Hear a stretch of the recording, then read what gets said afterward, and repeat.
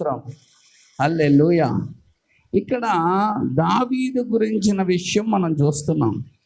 ఏమంటే యూదుల్లో కానీ క్రైస్తవుల్లో కానీ దావీదు తెలియనటువంటి వారు ఎవ్వరు ఉండరు. ఎవరిలో ఉండరు? యూదుల్లో కానీ క్రైస్తవుల్లో కానీ దావీదు మాకు తెలియదండి అన్న వాళ్ళు ఎవ్వరు ఉండరు. దేవుని స్తోత్రం.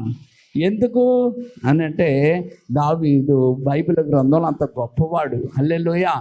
అందుకే మీరు కీర్తన గ్రంథాలు చదువుతున్నారు కదా, ఆ కీర్తన గ్రంథాలు ఎక్కువ రాసింది ఎవరు? దావీదే. హల్లెలూయా. అందుకే ఇక్కడ మనం చూసుకున్నట్లయితే దావీదు దేవుని సంకల్పము చొప్పున అన్నాడు. హల్లెలూయా. దావీదు దేవుని సంకల్పం చొప్పున. ఇప్పుడు నేనంటాను నేను దేవుని సంకల్పం చొప్పున అంటాను, మీరు అనాలి నేను దేవుని సంకల్పం చొప్పున ఇక్కడ ఉన్నాం. హల్లెలూయా. ఇక్కడ నీవైనా నేనైనా మనమైనా ఎవరి సంకల్పం చొప్పున ఉన్నాం?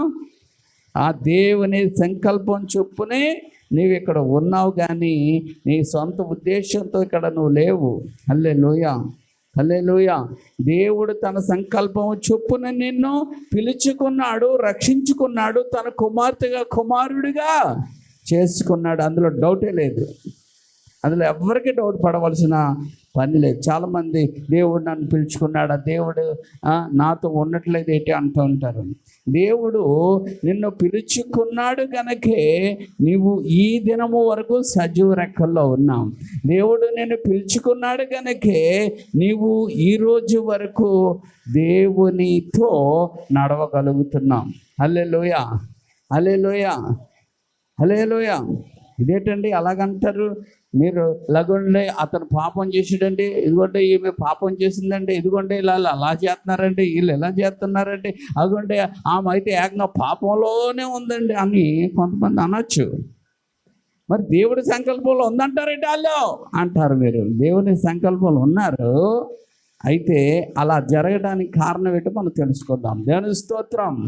హల్లెలూయా. విషయం ఏంటంటే దావీదు దేవుడి సంకల్పం ఉన్నాడా లేడా? ఉన్నాడని వాక్యం చెప్తుంది. దేవుని స్తోత్రం. కాబట్టి దేవుని సంకల్పంలో ఉన్న దావీదులో 2 కోణాలు కనపడుతున్నాయి. ఎన్ని కోణాలండి?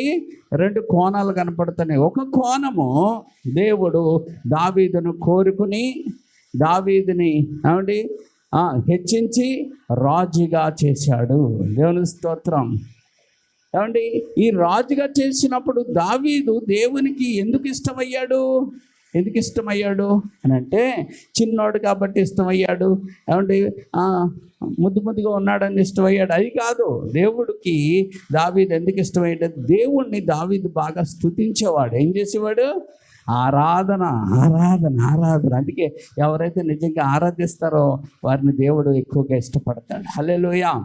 ఆరాధన. అందుకే పరలోకంలో కూడా మనకి ఏంటో తెలుసా? ఆరాధన. హల్లెలూయా.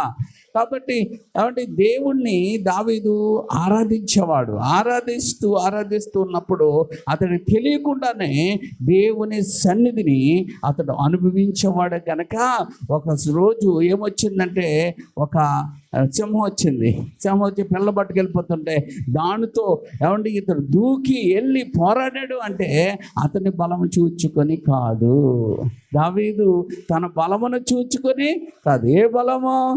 నాకు దేవుని సన్నిధి, దేవుని శక్తి నన్ను ఆవరించి ఉన్నది గనక నా దేవుడు వల్ల ఈ కార్యము సాధ్యము అని నమ్మాడు. హల్లెలూయా.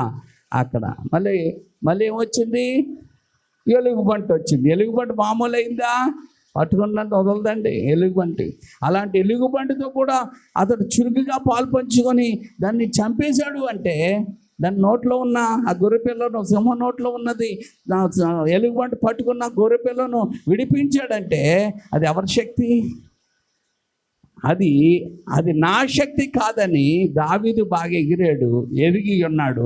మనకు తెలియట్లేదు. కొన్ని కార్యాలు మనం చేసి మనం అనుకుంటాం ఇది నా బలం, ఇది నా తెలివి, ఇది నా ఆలోచన, ఇది నా కష్టం అనుకుంటాం. ఒక్కొక్కసారి మన బలం చూసుకొని, మన బంధువులను చూసుకొని, మన స్నేహితులు చూసుకొని, లేకపోతే మన బలమే చూసుకొని మనం విర్రవీగుతాం. ఏమండి? మన బలం చూసుకొని మనం ఫెయిల్ అయిపోతాం. దేవుని బలం చూసుకున్నప్పుడు మనం పాస్ అవుతాం. హల్లెలూయా, హల్లెలూయా. ఏమండి, అందుకే ఎప్పుడు కూడా ఏ శ్రమల్లో అయినా, ఏ ఇరుకులైనా, ఏ ఇబ్బందులైనా దేన్ని చూసుకోకూడదు, మన బలం ఎప్పుడు చూసుకోకూడదు, దేవుని శక్తిని మనం చూడగలగాలి. హల్లెలూయా, హల్లెలూయా, హల్లెలూయా. అందుకే ఓ భక్తుడు ఎలా అంటాడు, నా బలమును చూసుకొని నేను ఏమయ్యాను, నిరాశపడ్డాను. ఏమండి, విశ్వాస పోరాటంలో మన బలం చూసుకుంటే మనం ఏమైపోతాం. కానీ ప్రధాన యాజకుడా యేసు, నీ అనుభవాలతో బలపరచితివి. ప్రధాన యాజకుడా యేసు, నీ అనుభవాలతో ఎడబాయని నీ కృప నన్ను విడువదు, ఎడబాయని నీ కృప. మన బలమును చూసుకున్నప్పుడు మనం ఓడిపోతాం, కానీ మన ప్రధాన యాజకుడిని మనం చూసినప్పుడు ఆయన అనుభవాలతో మనల్ని ఏం చేస్తాడు, బలపరుస్తాడు. హల్లెలూయా. ఆ పాట ఎంతో ఫేమస్ అయింది. హల్లెలూయా. మంచిది. ఇక్కడ మనం చూసుకున్నట్లయితే దావీదు ఏమండి దేవుని స్తుతించడం వల్ల దావీదు దేవునికి ఇష్టంగా మార్చబడ్డాడు. ఏమంటే దేవుడి బలముతో ఎలుగుబంటిని సింహాన్ని చంపాడు. అంతేకాదు దావీదుకి మరొక సవాల్ వచ్చింది, గొలియాతుని పెట్టాడు. అంటే గొలియాతును దేవుడు పెట్టాడంటే గొలియాతు ద్వారా ఏమంటే దేవుడు కార్యం చేయాలనుకుంటున్నాడు. అలాగే మన జీవితాల్లో ఎవరినైనా ఒక శత్రువులుగా పెట్టాడంటే వారి ద్వారా దేవుడు మనకు ఒక హెచ్చింపు, ఒక ఘనతను ఇవ్వాలనుకుంటాడు అన్నమాట. దేవుని స్తోత్రం. హల్లెలూయా. ఒక నింద ఒక 100 అన్నట్టుగా మనకు నిందలు, శోధనలు, ఆవేదనలు, దుఃఖములు, ఏమంటే నిరాశలో దేవుడు ఒక గొప్ప కార్యము మనకు చేయడానికి మనం పురుగొలుపుతాడు అనమాట. దేవుని స్తోత్రం. అందుకే గొలియాతు ఎందుకయ్యా నిలబెట్టావు అక్కడ అంటే దావీదుని హెచ్చించడానికి. హల్లెలూయా. గొలియాతుని ఎందుకు పెట్టుకున్నాడు, అవి హెచ్చించాడు. హెచ్చించి ఇప్పుడు ఏం చేశాడు, రాజుగా మార్చాడు. హల్లెలూయా. రాజుగా మార్చాడు. ఇది ఒక కోణం. ఈ రాజుగా మార్చబడినప్పుడు అంతా బాగానే ఉన్నాడు, అంతా జరుగుతూనే ఉంది. ఏమండి, మధ్యలో తన స్వబుద్ధిని ఆధారం చేసుకున్నాడు. ఏ బుద్ధిని? తన స్వబుద్ధి. మనకి ఏమంటే ఒక్కొక్కసారి దేవునితోనే వెళ్తూ ఉంటాం, చేస్తూ ఉంటాం. ఒక్కొక్కసారి స్వబుద్ధి వచ్చేద్ది మనకి. అంటే మన సొంత ఉద్దేశాలు, ఆలోచనలు వస్తాయి. సొంత స్వబుద్ధిని ఇప్పుడు అది ఆధారం చేసుకున్నాడు. యుద్ధానికి వెళ్ళడం మానేసి మిద్ది మీద తిరుగుతూ ఉన్నాడు. యుద్ధకాలం, అది యుద్ధం జరుగుతూ ఉంది. ఇక్కడేమో ఈ రాజుగారు ముందు ఉండవలసినోడేమో హాయిగా మేడ మీద తిరుగుతున్నాడు. ఈయనకెట్టి అంటే దేన్ని ఆధారం చేసుకున్నాడు, నా సైన్యాధిపతులు ఉన్నారు, వాళ్ళు చూసుకుంటారులే, వాళ్ళు చూసుకుంటారులే. ఇప్పుడు మనం కూడా అంతే, వాళ్ళు చూసుకుంటారులే, వీళ్ళు చూసుకుంటారులే, ఏ పని ఆ పని వాళ్ళు చూసుకుంటారు, ఈ పని వాళ్ళు చూసుకుంటారని దేవుడి కార్యాలను మనం ఏం చేస్తూ ఉంటామంటే వాళ్ళ మీదకి నెట్టేస్తూ ఉంటాం. కాదు, మనకు అప్పగించబట్టి మనమే చేసుకోవాలి. హల్లెలూయా, హల్లెలూయా. మనం చేయవలసిందేదో మనం చేసుకోవాలి, మనం ఉండాలి. వాళ్ళు చేస్తారు, నువ్వు వెళ్ళకపోతే చేస్తారు, కానీ నేనే చేయాలనుకోవాలి నువ్వు. దేవుని స్తోత్రం. హల్లెలూయా.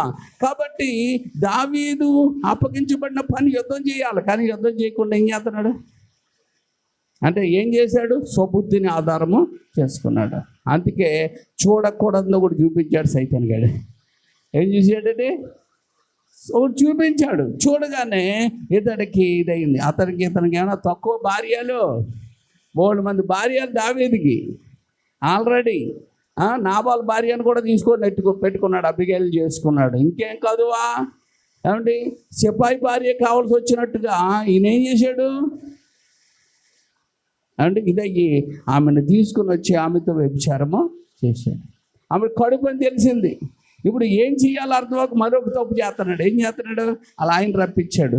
అలా ఆయన చెప్పేసి యుద్ధం చేస్తున్నా, అలా ఆయన రప్పించి నీ ఆవిడతో కొంచెం నువ్వు గడుపు అన్నాడు. నేను యుద్ధం జరుగుతుంటే నేను సుఖపడటం ఏంటని అతడు బయటే పడుకున్నాడు. నిజమైన ఊరి అతని పేరు ఏం పేరు, నిజమైన సైనికుడు, నిజమైన దేశభక్తుడు. అతనికి ఒక చీటీ రాసి ఇచ్చాడు, మొదటి దేశంలో చంపేయని. ఎక్కడ తీసి చదవలేదు. అలాగే చనిపోయాడు. అందుకే యథార్థవంతుల పక్షాన దేవుడు నిలబడతాడు. హల్లెలూయా. అతను దేవుడికి ఇష్టడుగా మారాడు. ఎప్పుడైతే ఏమండి ఆ రీతిగా అయ్యిందో దావీదుకి ఏమొచ్చింది? ఒక హెచ్చరిక వచ్చింది. ఏమండి నాతాన్ అనే ప్రవక్త వచ్చాడు, ఒక కథ చెప్పాడు. అది మీకు అందరికీ తెలుసు. 100 గొర్రెలు ఒకరికి ఉన్నాయి, ఒక గొర్రె ఒకరికి ఉన్నాయి. ఏమండి 100 గొర్రెలు ఉన్నవాడికి ఇంటికి అద్దె తొస్తే ఒక గొర్రె ఉన్నవాడికి ఆ గొర్రెని ఏం చేశాడు? కోసి పార్టీ చేశాడు అని రాదు. అప్పుడు దావీదు వెంటనే తిరుగుతాడు, ఆ మనుషుడవు నీవే ఎన్నంటాడు. ఆ మనుషుడు 4 గొర్రెలు ఇవ్వాలి, 4 ఎద్దులు ఇవ్వాలి, అతడు మరణానికి పోతాడని దావీదు చెప్పగానే ఆ మనుషుడవు నీవే. అబ్బా, ఎవరు చెప్పగలరంటే రాజు మీద ఏలు పెట్టి నాతాన్ ప్రవక్త చెప్పాడు. అందుకే ఏమంటే దేవుడి మాటలను ధైర్యంగా చెప్పేవాళ్ళంటే దేవుడికి ఇష్టం. వెంటనే దావీదు లోబడిపోయాడు. హల్లెలూయా. వెంటనే దావీదు లోబడి పశ్చాత్తాపడ్డాడు. కానీ దావీదు తెలిసే చేశాడు కనుక దావీదు పనిష్మెంట్ పొందుకున్నాడు. ఏ వ్యభిచారం అయితే క్రియ చేసి చంపించాడో అలాగే తన కుమార్తె చేర్చబడ్డది. ఒకటో పనిష్మెంట్ ఏంటంటే కుమార్తె చేర్చబడ్డది. రెండేడు తెలుసా? పెద్ద కుమారుడు చచ్చిపోయాడు. మూడేటో తెలుసా? తన ప్రియమైన కుమారుడు శత్రువు అయిపోయాడు. తర్వాత చచ్చిపోయాడు. శత్రువు అయిపోయాడు అబ్షాలోము. ఏమండి ఇవన్నీ తన బుద్ధిపూర్వకంగా చేసిన తప్పుల వల్ల తెచ్చుకున్న పనిష్మెంట్లు అయితే ఏమండి ఇక్కడ మనం చూసుకున్నట్లయితే చెరపబడ్డారు. భార్యలందరూ చేర్చబడ్డారు. దావీదు భార్యలందరూ చేర్చబడ్డారు. ఎంత దారుణం అండి! ఎవడైనా తట్టుకోగలడా బాధ? అంత బాధ అనుభవించడానికి కారణం ఏంటంటే దావీదు స్వబుద్ధిని ఆధారం చేసుకుంటాం. ఒకప్పుడు దావీదు దేవుని ఆధారం చేసుకొని స్తుతించి గణపరచడం వల్ల సింహం మీద విజయం వచ్చింది, ఎలుగుబంటి మీద విజయం వచ్చింది. తర్వాత చెప్పండి గొలియాతు మీద విజయం వచ్చింది. తర్వాత చెప్పండి రాజుగా మార్చబడ్డాడు. ఎలాగైపోయాడు అంటే ఎంత ఆధిక్యతలు వచ్చుకుంటాయో చూడండి. కానీ ఎప్పుడైతే అంటే స్వబుద్ధిని ఆధారం చేసుకున్నాడో అతడి జీవితంలో ఎంత భయంకరమైన విషయం. తన పెద్ద కుమారుడు అమ్నోను చచ్చిపోయాడు, తన కుమార్తె చేర్చబడ్డది. చెప్పండి అబ్షాలోము ప్రేమించి అబ్షాలోము శత్రువు అయిపోయాడు, తరిమి వేయబడుతున్నాడు. ఇప్పుడు రాజభవనంలో నుండి ఎడారుల్లో తరుము వేయబడుతున్నాడు కొడుకు చేత. తర్వాత ప్రేమించిన ఆ కుమారుడు కూడా చనిపోయాడు. ఇన్ని రకాల ఒత్తిళ్ళు అతడు ఆ బాధను వేదనను అనుభవించాడు. అయినా దేవుని సంకల్పంలోంచి పోలేదు. హల్లెలూయా. ఎందుకు పోలేదు తెలుసా? ఏమంటే దేవుని మాట గద్దింపు వచ్చినప్పుడు దావీదు ఏమంటే ఒప్పుకున్నాడు, లోబడ్డాడు, పశ్చాత్తాపడ్డాడు. ఏమయ్యాడు? తిరుగుబాటు చేయలేదు. అది దేవుడు మన నిజస్థితిని మనం చెప్పినప్పుడు మనం వెంటనే లోబడాలి, కానీ తిరుగుబాటు చేయకూడదు. అందుకే కొన్ని పాపములు ఉన్నాయి. అవి ఏంటంటే ఆ పాపములు శిక్షకు తగ్గ పాపములు, కొన్ని పాపములు ఉన్నాయి. ఆ పాపములు హెచ్చరిక చేసి వదిలేస్తాడు. ఏమండి ఆ పాపములు ఏం చేస్తాడు? హెచ్చరిక చేస్తాడు. ఈ చేసిన తప్పు మళ్ళీ ఇంకెప్పుడు ఇలాంటి చేయకు అని హెచ్చరిక చేస్తాడు. కొన్ని పాపములు ఉన్నాయి, అది హెచ్చరికతో పాటు శిక్షిస్తాడు. ఏం చేస్తాడు? శిక్షిస్తాడు. దేవుని స్తోత్రం. హల్లెలూయా. ఒక మాటలో మేము చెప్పాలంటే మీ పిల్లలు ఏదో నీళ్ళు పంపేశారనుకో, ఏదో చెత్త చెదరం చేశారనుకో, ఏం చేస్తారు మీరు? వార్నింగ్ ఇస్తారు. వార్నింగ్ నీళ్ళు ఎప్పుడైనా వేసామో కొడతాను అంతే. ఇప్పుడు మీ పిల్లలు ఏమండి బురదలోకి వెళ్ళి ఆడుతున్నారు, అప్పుడు వార్నింగ్ ఇచ్చారు. అన్ని వార్నింగ్లు ఇస్తారు మీరు మొదట. తర్వాత ఆ బురదలోనే ఆ కచ్చిగా ఉన్న కాలంలో చెయ్యెట్టి ఆడుతుందనుకో, అప్పుడు మీరు ఏం చేస్తారు? అదిగో కొడతారు. దేవుని స్తోత్రం. ఏం చేస్తారండి? కొడతారు. ఎందుకు కొడతారంటే చచ్చిపోవాలని కొట్టరు. ఎందుకు కొడతారు? మీరు బుద్ధి తెచ్చుకోవాలని కొడతారు, కానీ చచ్చిపోవాలని కొట్టరు. అలాగే మీరు మీ పిల్లలు ఏదన్నా తప్పు చేస్తే ఇంట్లోంచి వెళ్ళిపోవాలని కొట్టరు. మరి ఎందుకు కొడతారు? బుద్ధి తెచ్చుకోవాలనే కొడతారు. అందుకే ఒక్కొక్కసారి మీరు ఎన్నిసార్లు చెప్పినా వినకపోతే అప్పుడు అంటారు, ఇంట్లో నువ్వు ఉండడానికే అంటే ఆడు బుద్ధి తెలిసినా కూడా తప్పు చేస్తున్నాడు అని చెప్పి మీరేం చేస్తారు, ఇంట్లో ఉండడానికి వీలు లేదని ఒకసారి అంటారు. ఇంకొకసారి ఏమంటే చచ్చే బాగుండు అంటారు. చచ్చే బాగుండు అన్న ఉన్నారండి, ఉన్నారు. ఒక చోట ఒకడు ఏమంటే కొవ్వు ఎక్కువైపోయి తాగుడు బురక ఎక్కువైపోయి తన తల్లిని పాడు చేస్తానని ఆమెను ఏమండి ఇబ్బంది పెడుతున్నాడట. కొట్టేశాడు, చాలా చెడు కొట్టేశాడు. అప్పుడు ఆ తల్లి ఏమంటుందండి, ఇలా సావాలని కాలు ఎత్తి ఎక్కడ కొట్టింది తెలుసా, ముఖం మీద తన్నిందండి. ముఖం మీద ఇలా తన్నింది. ఎవడాడు? ఎందుకు? కొడుకు రాక్షసుడిగా మారాడు, చెయ్యకూడని పనులు చేయడానికి అన్నాడు. ఇంకెలాంటి బతకడానికి వీల్లేదు అన్న తల్లి. దేవుడు కూడా అలాగంటాడు, ఇక ఇలాంటి వాడు ఇంక బతకడానికి వీలు లేదు అన్నాడంటే వెళ్ళిపోతాడు, అయిపోద్ది. అర్థమవుతుందా? అంటే అది సహించరానంత తప్పది. అంటే దేవుడికి కూడా సహించరాని తప్పులు ఉన్నాయి. అది మీకు చెప్తాను, జాగ్రత్తగా ఉండండి. మొదటిది, సహించరానంత భయంకరమైన తప్పు ఏంటో తెలుసా? విగ్రహ సంబంధమైన కార్యములు అస్సలు వెళ్ళకండి. అమ్మో, చాలా డేంజర్. ఏదమ్మా? విగ్రహ సంబంధమైనది. ఒక్కసారి అది పక్కన పెట్టి నువ్వు ప్రభులోకి వచ్చి మళ్ళీ దండం పెట్టేసుకుంటాను, మళ్ళీ ఏదో తిప్పేస్తాను, మళ్ళీ మొక్కేస్తాను, మళ్ళీ ఏదో చేస్తానని నువ్వు అన్నావా, అబ్బా భయంకరమైన కోపం వచ్చేస్తుంది బయటికి. ఇక నీ లెక్క తేల్చేస్తాడు. ఏమైపోద్దండి? మినే టేకెల్ ఓపర్షన్ అయిపోతుంది. హల్లెలూయా. త్రాసులను తేల్చేస్తాడు. 2, రక్తము. విగ్రహాలకు సంబంధించిన బలి అర్పణలు నువ్వు తినకూడదు. 3వది ఏంటో తెలుసా? రక్తము త్రాగకూడదు, రక్తము తినకూడదు. ఈ 3 కూడా ఏమండి.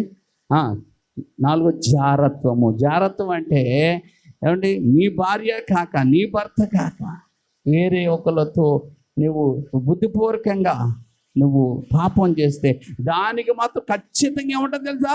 శిక్ష ఉంటుందని చెప్తున్నాను. దానికి ఖచ్చితంగా శిక్ష ఉంటుంది. విగ్రహ సంబంధమైనది ఖచ్చితంగా శిక్ష ఉంటుంది. ఆ విగ్రహ బలిచ్చిన రక్తాన్ని లేకపోతే ఆ మాంసాన్ని తినడం వల్ల ఖచ్చితంగా శిక్ష ఉంటుంది అని పరిశుద్ధాత్మను చెప్తున్నాడు. ఎవరు చెప్తున్నారు? పరిశుద్ధాత్మ దేవుడు చెప్తున్నాడు. హల్లెలూయా. అర్థమైందమ్మా? అందుకే 2 కోణాలు దావీదులో. ఒకటి కోణం ఏంటి? దీవెన, ఆశీర్వాదం, మేలు దేవుడి వరకు ఉంటా. దేవుడి మాటను తృణీకరించి సబుద్ధిని ఆధారం చేసుకుంటాం వల్ల ఏమంటే అవమానము, బాధ, దుఃఖము, వేదన తరిమివేయబడ్డ ఉంటుంది. అందుకే మీకు కొన్ని ఉంటాయి. త్రోవ తప్పిపోయినాడు పర్వాలేదు, మళ్ళీ దేవుడు ఆడిని ఏం చేస్తాడు? త్రోవలో పెడతాడు. త్రోవ తప్పిపోయినాడిని పర్వాలేదు. త్రోవ తప్పిపోయిన ఆమె కూడా బుద్ధి చెప్తాడు, హెచ్చరిక చేస్తాడు, బుద్ధి చెప్తాడు, ఒక చిన్న దెబ్బ కూడా వేస్తాడు, అది పర్వాలేదు. కానీ దేవుడు ఇంకా నువ్వు ఉండకూడదు అనే విషయాలు ఏంటంటే ఏమండి, ఒక 4 విషయాలు ఏంటయ్యి? అవి పరిశుద్ధాత్ముడు కూడా దాన్ని ఆమోదించాడు అనమాట. చూడండి ఒక్కసారి అపోస్తల కార్యాల గ్రంథం. తెలిసైనా తెలియకని ఇటు జోలికి మీరు వెళ్ళొద్దు. హల్లెలూయా. చూడండి అపోస్తల కార్యాల గ్రంథం 15వ అధ్యాయం 28వ వచనం. విగ్రహములకు అర్పించిన వాటిని, రక్తమును, గొంతు పిసుకొని చంపిన దాన్ని, అదంతా ఒక దాంట్లోకి, జారత్వమును విసర్జింపవలెను. అంటే విగ్రహారాధన, విగ్రహాలకు అర్పించింది, జారత్వము, ఈ 3 కూడా మీరు విడిచిపెట్టేయాలి అని అన్యులైన మనకు చెప్తున్నాడు దేవుడు. హల్లెలూయా. ఇవి విడిచిపెట్టేయాలి అని ఎవరు చెప్తున్నారు? పరిశుద్ధాత్ముడు చెప్తున్నాడు. చూడండి అక్కడ, ఈ అవశ్యమైన వాటికంటే ఎక్కువైన ఏ భారమైన మీ మీద మోపకూడదని పరిశుద్ధాత్మకును మాకును తోచెను. వీటికి దూరంగా ఉండుటకు జాగ్రత్త పడితేరా, అది మీకు మేలు, మీకు క్షేమము కలుగును. హల్లెలూయా. చూసారా? గాక అన్నాడు. అవునా?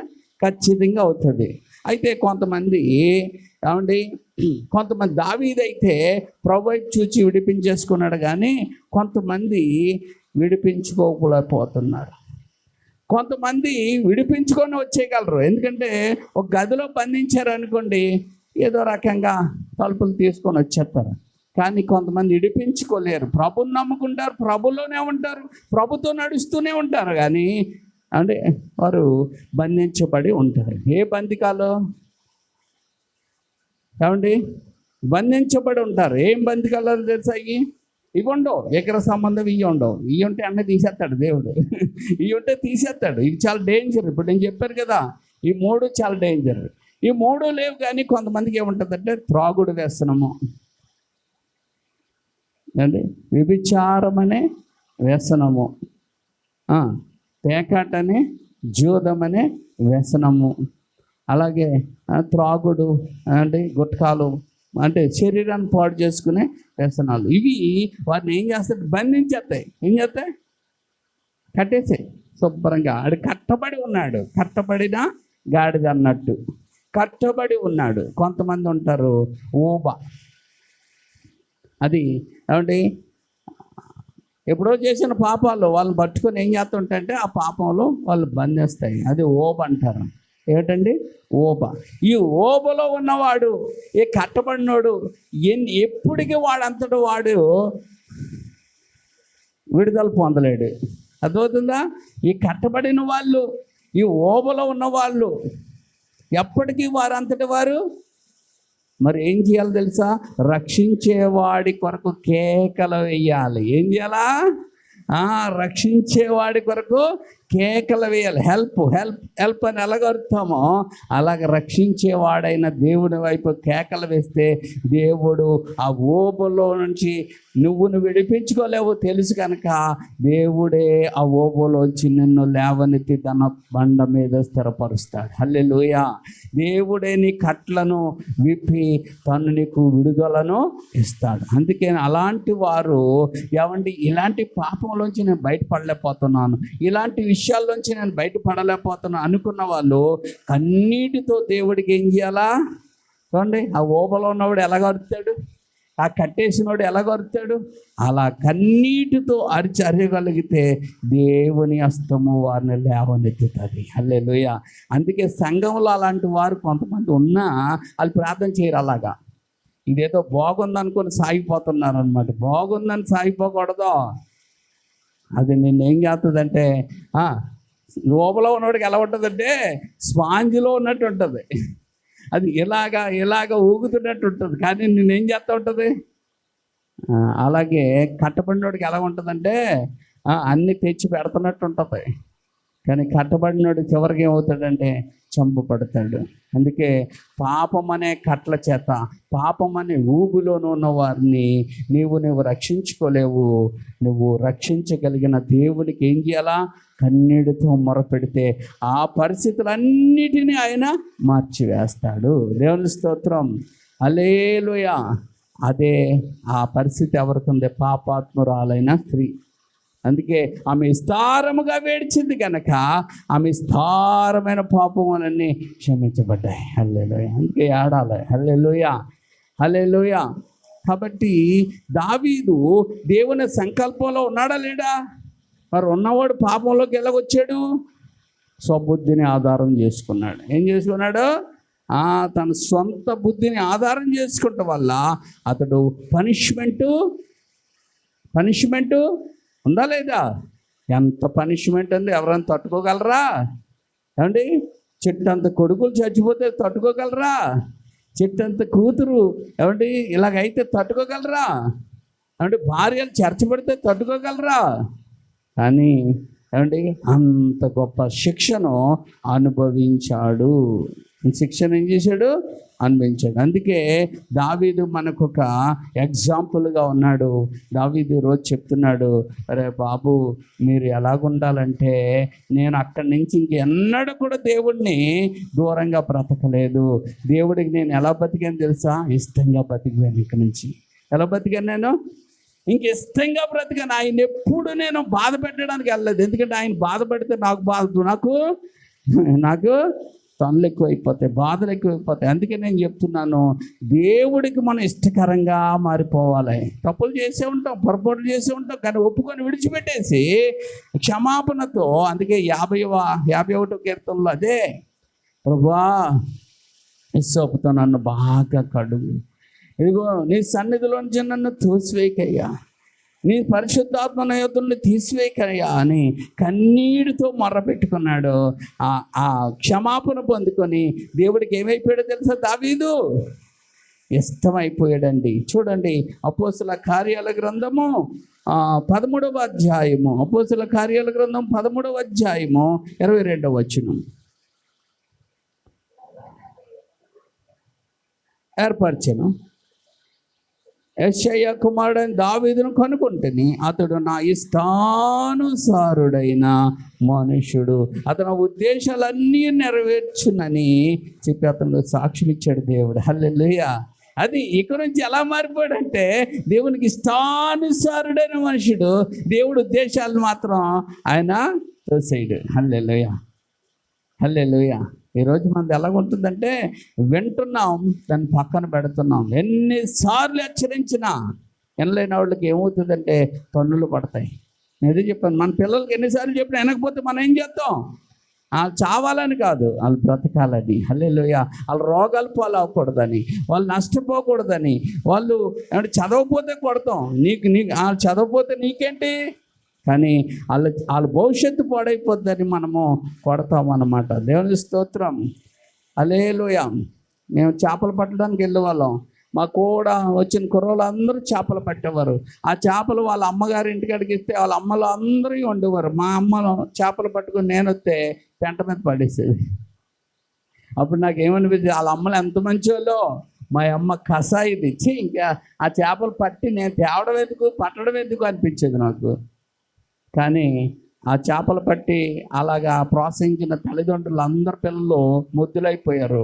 వాళ్ళు చదువుకోలేదు, త్రాగుబోతులు అయిపోయారు, రోడ్ల మీద జులాయిలు అయిపోయారు, నాకంటే ముందే చచ్చిపోయారు. కానీ మా తల్లి నన్ను కొట్టడం వల్ల ఆ చేపలు ఏమంటే వండితే మాకు అవుతుంది, కానీ ఒకరోజు అవి వండితే వీడు ఇంకెప్పుడు అయ్యే చేస్తాడని తన రుచిని కూడా, తన కూరను కూడా పెంట మీద పడేసింది మా తల్లి. అంటే ఆ చేపల మీద ఇష్టం లేక కాదు, తన కొడుకు మీద ఉన్న ఇష్టం. అందుకే ఈరోజు నేను బాగుపడ్డాను, వాళ్ళు పాడైపోయారు. అందుకే అప్పుడు మా అమ్మని తిట్టుకున్నాను, ఈరోజు మా అమ్మ నా కోసం ఆ పని చేసింది. Thank you mother, thank you అమ్మ అని చెప్పవలసి వచ్చింది. ఇప్పుడు దేవుని స్తోత్రం. హల్లెలూయా. కొన్ని విషయాలు దేవుడు నీ పట్ల నా పట్ల చేస్తున్న విషయాలు మనకు తెలియదు, కానీ మనం బాధపడతాం. దేవుడేంటి ఎలా చేస్తున్నాడు, దేవుడేంటి అలాగా ఎలాగ అనుకుంటాం. కానీ ఒకరోజు మనకు తెలిసినప్పుడు thank you father, thank you lord, thank you Jesus అని మనం అంటాం. హల్లెలూయా, హల్లెలూయా, హల్లెలూయా. ఏమండి, కాబట్టి పరిచర్యల్లో ఏదైనా నేను చెప్తున్నాను, మొట్టమొదటిగా దేవునికి మీరు ఇష్టంగా మారిపోండి. మొదట ఏంటండి, దేవునికి ఇష్టంగా మారిపోండి. దేవుడు ఏది చేస్తే ఆయనకి ఇష్టమో అది చెయ్యండి. దేవుడికి ఏది ఇష్టమో అది ఇవ్వండి. దేవుడికి ఎలాగుంటే ఇష్టమో అలా మారిపోండి. హల్లెలూయా. మొదటిది. రెండోది ఏంటంటే, దేవుని మందిరానికి అనుకూలంగా మారిపోండి. దేవుని మందిరానికి అనుకూలం అంటే ఏంటంటే, దేవుడి మందిరం అనుకూలం అంటే ఏంటంటే, దేవుని సన్నిధిలో నువ్వు పాడాలి, దేవుని సన్నిధిలో నువ్వు ప్రార్థించాలి, దేవుడి సన్నిధిలో నువ్వు వాక్యం చదవాలి. దేవుడి పరిచర్యలో, ఆ మందిర పరిచర్యలో ఏ పని అంటే ఆ పని నువ్వు చేయటానికి అది నా పని అన్నా ఇష్టపడాలి. మందిర పరిచర్య. మూడోది ఏంటో తెలుసా, ఆ మందిర పరిచర్యలోనే సువార్త పరిచర్య కూడా ఉంటుంది, సాక్ష్య పరిచర్య కూడా ఉంటుంది. హల్లెలూయా. ఏమంటే మూడోది ఏంటో తెలుసా, దైవజనులను మీరు ఇష్టపడేలాగా ఉండాలి. దైవజనులని మనం ఇష్టపడాలి. హల్లెలూయా. వారి కోసం చెడుగా ఎక్కడ చెప్పకూడదు. ఎవరైనా చెప్పినా మనం ఖండించేవారిగా ఉండాలి. హల్లెలూయా. ఇలాగ మనం ఈ 3 విషయాల్లో మనం ఎప్పుడైతే మారుతామో, అంటే ఇష్టానుసారంగా మారుతామో, అంటే మందిరానికి ఇష్టంగా మనం మారుతామో, దేవునికి ఇష్టంగా మనం మారుతామో, దైవజనులకు ఇష్టంగా మనం మారుతామో, అప్పుడు మన పరిస్థితులన్నీ మారిపోతాయి. హల్లెలూయా. 3 విషయాల్లో మనం ఉండకూడదు. ఏ విషయాల్లో ఉండకూడదు? ఎగ్గర సంబంధమైనది ఉండకూడదు, రక్తాన్ని మనం తినకూడదు, జారత్వం చేయకూడదు, కొద్ది పిసికిన వాటిని తినకూడదు అన్నాడు. కాబట్టి ఇవి మనం చేయట్లేదు, కానీ మనం ఏం చేస్తున్నామంటే దేవుని విషయాల్లో దేవుడు చెప్పిన మాటలు మనం లెక్క చేయకపోవటం, మందిరం విషయాల్లో అశ్రద్ధ కలిగి ఉండడం, ఏమండి అలాగే దైవజనుల విషయంలో, సేవకుల విషయంలో మన తోడ్పాటుగా లేకపోవడం కూడా అది సేవకు కుంటుపడమే. హల్లెలూయా. అందుకే మనం చూచుకున్నట్లయితే అంటే దేవుడు ఇలా మాట్లాడుతూ ఉన్నాడు. చూడండి, అపోస్తల కార్యాల గ్రంథంలోనే 13వ అధ్యాయంలో వారు ఈ రీతిగా 41 వచనం చూడండి. ఇదిగో తిరస్కరించు వారులారా ఆశ్చర్యపడుడి, నశించుడి, మీ దినముల్లో నేను ఒక కార్యము చేసేదను, ఆ కార్యము కూడా మీకు వివరించినను, నమ్మరు అనెను. వారు సమాజం అందులో నుండి వెళ్ళొచ్చుండగా ఈ మాటలు మరుసటి విశ్రాంతి దినము తమతో చెప్పాలని అందరూ వచ్చారు. వినలేదు వాళ్ళు. ఎవరాళ్ళు? యూదులు తిరస్కరించేశారు దేవుడి మాటలను, వాళ్ళు లెక్క చేయలేదు. కానీ నేను చెప్తున్నాను, ఎవరైతే విన్నారో, పౌలు బర్నబాను మాటలు విన్నారో, వారు పౌలు బర్నబా వీరు వారితో మాట్లాడుచు దేవుని కృపయందు మీరు నిలకడగా ఉండాలన్నారు. ఎలాగా? ఈరోజు నీ పట్ల, నా పట్ల, మన పట్ల ఎలాగున్నామంటే ఇదేటో తెలుసా? చెప్పండి, దేవుని యొక్క కృప. ఈ కృపను మీరు పోగొట్టుకోవద్దు, ఈ కృప నుండి మీరు తొలగిపోవద్దు. ఒకసారి మనం తొలగిపోతాం, అదే మార్గాలు తప్పుతూ ఉంటాం. ఆ మార్గాలు తప్పినప్పుడు దేవుడు ఏం చేస్తాడు? ఒక పనిష్మెంట్ ఇస్తాడు. మా మార్తమ్మ కూడా అంటే చిన్నపిల్లలు చిన్న పనిష్మెంట్లు, పెద్దోళ్ళకి పెద్ద పనిష్మెంట్లు. మార్తమ్మ లాంటి వాళ్ళు కొంతమంది ఉంటారు, వీళ్ళు చిన్నపిల్లలు లాంటి వాళ్ళు, వీళ్ళు చిన్న పనిష్మెంట్లు అనమాట. ఏమండి, చెయ్యి లాగడం, కాళ్ళు లాగడం, ఇరుసులు పట్టుకోవడం, తలపోట్లు రావడం, పన్ను నొప్పి రావడం, ఇవన్నీ చిన్న పనిష్మెంట్లు. కొన్ని పెద్ద పనిష్మెంట్లు ఉంటాయి, అవి ఆర్చలేరు, తెరచలేరు. ఏమండి, కాబట్టి ఎవరి స్థాయికి వారికి పనిష్మెంట్లు వస్తుంది. పనిష్మెంట్ నువ్వు పాడైపోవడానికి కాదు, నువ్వు దిద్దుకోవడానికి. దేనికండి? సరి చేసుకోవడానికి. అప్పుడు దేవుడు మళ్ళీ నేనేం చేస్తాడు? మళ్ళీ నిలబడతాడు, మళ్ళీ శక్తి చేత, బలం చేత వాడుకుంటాడు. హల్లెలూయా, హల్లెలూయా. అందుకే ఎప్పుడైతే మళ్ళీ దేవుడు వైపు జరిగిందో కూలర్ వచ్చేసింది. వచ్చిందా? దేవుని స్తోత్రం. దేవుడు వైపు తిరిగితే చాలు, ఏదో బహుమతి ఇస్తూ ఉంటాడు ఆయన మనకి. హల్లెలూయా. ఏమంటే తన పిల్లల్ని కొట్టడమే కాదు, పెట్టడం కూడా ఆయనకి తెలుసు. హల్లెలూయా. ఏమంటే తన పిల్లల్ని శిక్షించడమే కాదు, వాళ్ళని ఆనందింపజేయడం కూడా ఆయనకి తెలుసు. హల్లెలూయా. గాయం చేయడమే కాదు, గాయాన్ని మానపడం కూడా ఆయనకి తెలుసు. మనుషులు గాయం చేయడమే తెలుసు, గాయాన్ని మానపడము తెలియదు. కానీ దేవుడికి గాయం చేయడము తెలుసు, దాన్ని మానపడము కూడా తెలుసు. హల్లెలూయా. అందుకే మనకు ఆయన మంచి తండ్రి. హల్లెలూయా. ఎందుకంటే ఆయన పరమ వైద్యుడు, ఆయన సృష్టికర్త. అందుకే డాక్టర్లు ఈ లోకంలో చాలామంది ఉన్నారు. డాక్టర్ల దగ్గరికి వెళ్ళిన వాళ్ళందరికీ విడుదల వచ్చేది ఇంకేముంది. అందుకే డాక్టర్ కూడా చివరిగా ఉంటాడంటే ఇది దేవుడే చేయాలంటాడు తన చేతుల్లో దాటిపోయినప్పుడు. అందుకే దేవుడు ఎవరంటే సృష్టికర్త. గాయపరచువాడను, స్వస్థపరచువాడను, మృతి నొందించువాడను, బ్రతికించువాడను నేనే. గాయపరచువాడను, మృతి నొందించువాడను, బ్రతికించువాడను నేనే అని సెలవిచ్చిన దేవుడు కరుణామయుడు, అని సెలవిచ్చిన దేవుడు కరుణామయుడు. తన బాహువు చాపి రక్షించి దీవించెను, తన బాహువు చాపి రక్షించి దీవించెను. స్తోత్రం స్తోత్రం యేసుదేవా, స్తోత్రం స్తోత్రం యేసు ప్రభువా, స్తోత్రం స్తోత్రం. స్తోత్రం స్తోత్రం యేసు ప్రభువా, ఆశ్రయ దుర్గము. నీతిమంతుడు మన ప్రభువే, ఆశ్రయ దుర్గము. నీతిమంతుడు. అందుకే దేవుని సంఘములో కూడా కొంతమంది కట్టబడిన వాళ్ళు, కొంతమంది ఓబలో ఉన్నవారు, కొంతమంది ఏమండి దారి తప్పిన వాళ్ళు, కొంతమంది సుబుద్ధిని ఆధారం చేసుకునేవారు, కొంతమంది దేవునికి ఇష్టంగా దేవుని ఇష్టపడుతూ ఇష్టానుసారంగా నడిచేవాళ్ళు. ఈ రకాలన్నీ కూడా సంఘాల్లో ఉంటారు. అందుకే నువ్వు మనుషులను చూడకూడదు, నువ్వు ఎవరిని చూడకూడదు. వీళ్ళు బలంగా ఉన్నారంటే వాళ్ళు ఏదో లోపం కనబడుతుంది, వీళ్ళు ఇంత లేదు అంత తోపులంటే వాళ్ళు ఏదో కనబడుతుంది. అందుకని మనుషులను చూచుట కంటే, రాజులను చూచుట కంటే దేవుడి వైపు చూడడం గొప్పది. నమ్మకుండా అన్నాడు, చూచడం అంటున్నాను నేను. వాళ్ళని చూడొద్దు. ఎవరిని చూడాలా? దేవుణ్ణి చూడండి. ఆయనలో ఏదైనా తప్పుందా, ఆయనలో ఏదో పొరపడుందా? మనందరం మానవ మాత్రులే, కానీ ఆయన దేవుడు. హల్లెలూయా. అందుకే ఈ లోకంలో ఉన్న వాళ్ళందరూ చాలామంది బైబిల్ చదివి ఏమన్నారంటే, ఆ లోతు అలా చేయలేదా, వాళ్ళు ఎలా చేయలేదా, వీళ్ళు ఎలా చేయలేదా, వీళ్ళు ఎలా చేయలేదు. ఎవరు చేయలేదు? అది మనుషులు. వాళ్ళందరూ నువ్వు ఎవరిని మనుషులు చూడొద్దని బైబిల్ చెప్తుంది, నమ్ముకోవద్దని చెప్తుంది. మరి ఎవరిని నమ్మాలా?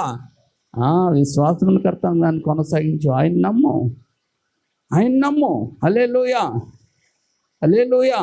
అందుకే అక్కడ రాయబడ్డది 38లో, కాబట్టి సహోదరులారా మీకు ఈయన ఏమంటే దావీదు కుళ్ళుబట్టాడు, దావీదు కుళ్ళుబట్టిపోయాడు, కానీ దేవుడు ఏమంటే లేపినవాడు కుళ్ళుబట్టలేదు, ఆయన కుళ్ళుబట్టలేదు. మరి ఏమయ్యాడు? ఆయన ద్వారానే పాప క్షమాపణ ప్రచురమగుచున్నది. ఆమేన్, దేవుని స్తోత్రం. కాబట్టి దావీదు చచ్చిపోయాడు, కుళ్ళుబట్టిపోయాడు, కానీ దేవుడు లేపిన యేసుక్రీస్తు ఏమవలేదు. అందుకే ఆయన ద్వారా పాప క్షమాపణ. దేవుని స్తోత్రం. హల్లెలూయా. ఆ కుళ్ళుబట్టలేని చూడాలి, దావీదుని చూడకూడదు. దావీదులో కూడా లోపాలు ఉన్నాయి, పొరపాట్లు ఉన్నాయి. పశ్చాత్తపడ్డాడు, మార్చుకున్నాడు, దేవునికి ఇష్టంగా మారిపోయాడు. ఈరోజు నీలో నాలో పొరపాట్లు తప్పులన్నీ ఉంటాయి. ఈరోజు ముఖం మార్చుకోకుండా మనసు మార్చుకొని ఒప్పుకొని విడిచిపెట్టేసి దేవుడి వైపు నువ్వు తిరిగేసేవారుకో, నువ్వు దేవుని ఇష్టానుసారమైన కుమార్తెవు, ఇష్టానుసారమైన కుమారుడు నువ్వు అయిపోతావు. దేవుని సంకల్పాన్ని అంతటిని నీ పట్ల ఆయన నెరవేరుస్తాడు. హల్లెలూయా. అంతేగాని నువ్వు పాపం నీ స్వబుద్ధిని ఆరాధన చేసుకుంటే ఆయన సంకల్పం నీ పట్ల నెరవేర్చబడదు. హల్లెలూయా. మరి ఏమవుతుంది? నువ్వు శిక్షించబడతావు. హల్లెలూయా. అందుకే తెలిసి చేసిన వాళ్ళకి శిక్ష, తెలియక చేసిన వారికి హెచ్చరిక. తెలిసి చేసిన వాళ్ళకి శిక్ష, తెలియక చేసిన వారికి హెచ్చరిక. ఆ తర్వాత ఏముంటుంది? ఎన్నిసార్లు హెచ్చరిక చేసి ఉండకపోతే వాళ్ళకి శిక్షే వస్తుంది. హల్లెలూయా. ఈ విషయాలు గమనించి మనం మార్చుకొని ప్రభు దగ్గర ఒక తీర్మానం చేసుకోవాలి. ప్రభువా, నేను విసిగించాను, నేను బాధ పెట్టాను, నేను కష్టపెట్టాను, నేను మాట వినలేదు, నీ మాటలు నేను నమ్మలేదు. ఒక మాట తెలుసా, చాలామంది మాటలు వింటూ ఉంటారు దేవుడి, కానీ ఏం చేయరు? నమ్మరు.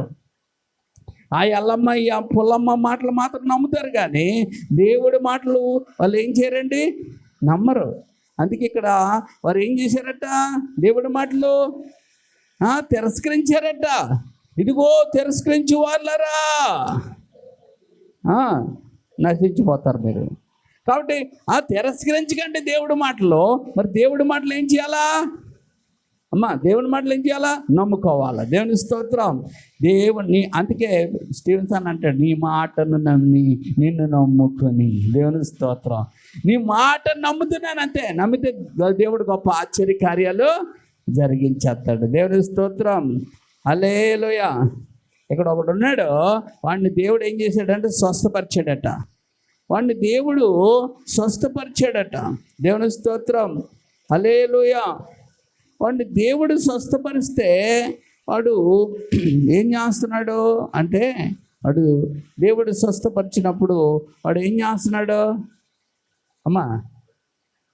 వాడిని దేవుడు స్వస్థపరిచాడట. స్వస్థపరిచాడు. వాడు కాళ్ళు లేవు, లేచి నీ పరిపెత్తుకు నడు అన్నాడు దేవుడు. నడుచుకుని వెళ్ళిపోయాడట. అందరూ అన్నారు, రే నీ కాలు ఇచ్చినోడు ఎవరు రా అని అడిగారట అందరూ. ఏమో నాకు తెలియదు అన్నాడట. ఆ తర్వాత ప్రభు ఏమండి దేవాలయానికి వెళ్తే ఆడక్కడ కనబడ్డాడట. ఎక్కడ కనబడ్డాడు? స్వస్థత పొందుకున్నవాడు ఎక్కడ కనపడాలంటే మందిరాల్లో కనపడాలి. చాలామంది అయ్యా నాకు బాగైపోవాలండి, నా స్వస్థ వచ్చేయాలండి, నా కాలు బాగైపోవాలా, నా తల బాగైపోవాలా, నా కిడ్నీ బాగైపోవాలా, అవి బాగవుతాయి, దేవుని స్తోత్రం.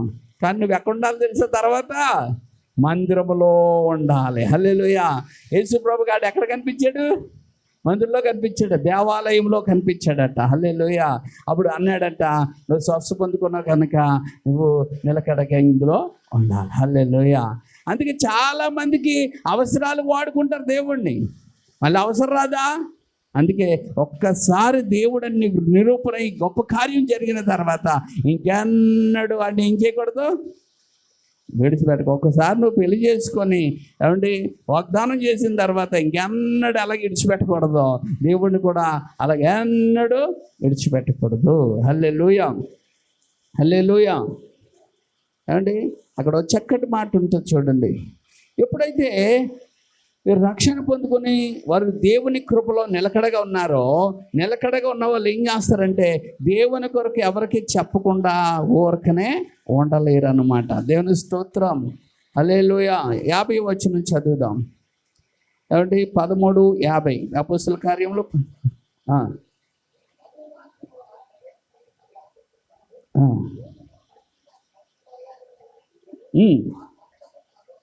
రేపి ఏమంటే దేవుని సేవ చేస్తున్నప్పుడు సాతానుగాడు కొంతమందిని రేపుతాడండి. అలాగే మనం కూడా భక్తి జీవితంలో ముందుకెళ్తున్నప్పుడు మనకి స్టాప్ వేయడానికి ఎవరినో ఒకరు రేపుతూ ఉంటాడు. అర్థమవుతుందా? ఎవరినొకరిని. మరి ఈ మధ్యకాలంలో నా విషయంలో అంటే ఎంతమందిని రేపాలో అంతమందిని రేపించాడు. వాళ్ళు అందరిని రేపేశాడు. ఆఖరి ఇంట్లో కూడా రేపేశాడు. ఎన్ని రేపేస్తే నేను ఏం చేశాను, రేపితే ఊరుకుంటావా? మనం ఏం చేయాలి? రెచ్చిపోవాలా? దేవుని స్తోత్రం. ఆడు రేపాడు కనుక నేను రెచ్చిపోయి 400 పాటలు రాశాను. దేవుని స్తోత్రం. 40 పాటలు రికార్డ్ అయిపోయినాయి మనవి. ఎన్ని పాటలు? 40 పాటలు మ్యూజిక్తో రికార్డ్ అయిపోయినాయి. దేవుని స్తోత్రం. అగో ఈరోజు ఒక పాట పెట్టాడు కదా, దిగిరమ్మయ్య పరిశుద్ధాత్ముడా, మా మీదకి దిగిరా, మాకు శక్తి సరిపోవట్లేదు, మేమేమి చేయలేకపోతున్నాం, కాబట్టి మాకేం కావాలా? నీ శక్తి కావాలి, నీ శక్తి కావాలి. దిగిరమ్మయ్యా, దిగిరా, నా మీదకి నీ శక్తి రావాలి, నా సంఘం మీదకి నీ శక్తి రావాలి, నా కుటుంబం మీద అంతటి మీదకి నీ శక్తి రావాలి. దిగిరమ్మయ్యా. శక్తి వస్తే ఇంక మనకి ఇంకెంతమంది తక్కువలాడుకోం, వాళ్ళంకి ఏ లెక్క చూడడం, వాళ్ళ మాట ఏ మాట నమ్మం, దేవుడు మాటలో నిలబడతాయి. ఎందుకంటే వివేచన వచ్చేస్తుంది. ఏమంటే పరిశుద్ధాత్ముడు రాగానే ఏమొచ్చేస్తుంది? వివేచన. హల్లెలూయా. ఎంతగా రేపితే అంతగా మనం ఏమైపోవాలా? ఏమంటే దేవుళ్ళో ఏమంటే నిలబడిపోవాలి. ఎంతగా రేపుతాడో అంతగా దేవుడి పాదాలు మనం పట్టుకోవాలి. హల్లెలూయా. 400 పాటలు అంటే మాటలా? ఒక పాట రాశాను, మీరు చూడండి, చూపిస్తాను ఎంత ఉంటుందో చూడండి. మా పాస్టర్ గారు నేను మాట్లాడుకుంటా అనుకున్నాం, ఏంటి ఇలా పాటలు రాయడం ఎవరి వల్ల అవుతుందండి అంటే నేను అన్నాను, ఎవరి వల్ల అవ్వదు, అది దేవుని వల్ల అవుతుంది. హల్లెలూయా. ఎవరి వల్ల? నా వల్ల అవ్వదు, దేవుడు ఇస్తేనే, ఆ తలాంతు దేవుడు ఇస్తేనే అవుతుంది, కానీ ఎవరి వల్ల అవ్వదు. నాకు తెలుసు, నా శక్తి ఏంటో నాకు తెలుసు, నా బలం ఏంటో తెలుసు, మన పరిస్థితులు ఏంటో నాకు తెలుసు. అసలు మన సంఘ పరిస్థితులు ఏంటో తెలుసా మీకు?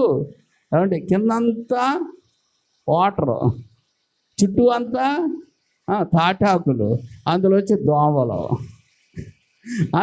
దోమలు, కిందంతా చెమ్మ, పైన చుట్టూ ఏంటి తాటాకులు కమ్మలు, పైనేమో కమ్మలు. అంత భయంకరమైన పరిస్థితుల్లో మట్టి మోసుకున్నాం, రాళ్ళు మోసుకున్నాం, ఇటుకలు మోసుకున్నాం, అన్నీ మోసుకున్నాం, ఎంతో కష్టపడ్డాం. ఆ కష్టాలన్నీ తెలియబెట్టి ఎక్కడ పోతాయి? అన్నీ మనలో ఉన్నాయి. కానీ దేవుడు ఏం చేశాడు తెలుసా? మన కష్టమును చూచిన దేవుడు ఈరోజు మేడగది మీద పెట్టాడు. ఊరని కూర్చొని చల్లదనంగా వెళ్ళిపోవడానికి కాదు, పరిశుద్ధాత్మ అగ్ని అభిషేకము, పరిశుద్ధాత్మ అభిషేకముతో నువ్వు నింపబడాలని దేవుడు చెప్తే చెప్పకెళ్ళిపోవడం కాదు. అందుకే అడగాల, ఏం చేయాలా? అయ్యా నా శక్తి సరిపోదయ్యా, నా బలం సరిపోదయ్యా, నా జ్ఞానం సరిపోదు నాయన, నా బుద్ధి సరిపోదు ప్రభా. బుద్ధి జ్ఞానములు వివేచనలు వస్తున్నాయి కనుక నీ ఆత్మశక్తితో దిగిరమ్మయ్యా, నా మీదకి దిగిరా ప్రభా. నన్ను అభిషేకించని నిండు హృదయంతో దేవునికి ఇష్టం లేని అన్ని నీలో తీసేసుకొని, చెత్త చెదరాన్ని తొలగించేసుకొని నిండు హృదయంతో నువ్వు అడిగావనుకో, నిజంగా నీ మీద దేవుడు తన అభిషేక వర్షాన్ని కుమ్మరించేస్తాడండి.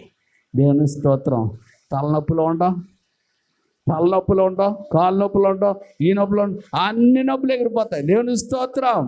అభిషేకము నీకు స్వస్థతను ఇస్తుంది. హల్లెలూయా.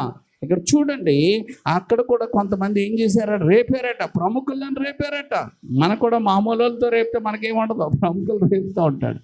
అంటే ప్రముఖులను రేపి పౌలునకు బర్నాబాకు హింస కలుగు చేశారు. హింస కలిగిందా లేదా? హింస కలిగింది. ఈ హింస కలిగి చేసి వారిని తమ ప్రాంతంలో వెళ్ళగొట్టేశారు కూడా. కొన్ని చోట్ల మనకు అలాంటి పరిస్థితులు వస్తాయి. భయపడద్దు, దేవుడు లేడు అనుకోవద్దు. దేవుడు మీలోనే ఉన్నాడు, అభిషేకం మీ మీద ఉంది. అక్కడ 51 చూడండి, వీరు తమ పాదధూళిని వారి తట్టు దులిపి వేసి ఈకోనియాకు వచ్చిరి. అయితే శిష్యులు ఆనందభరితులై పరిశుద్ధాత్మతో నిండిన వారైరి. హల్లెలూయా.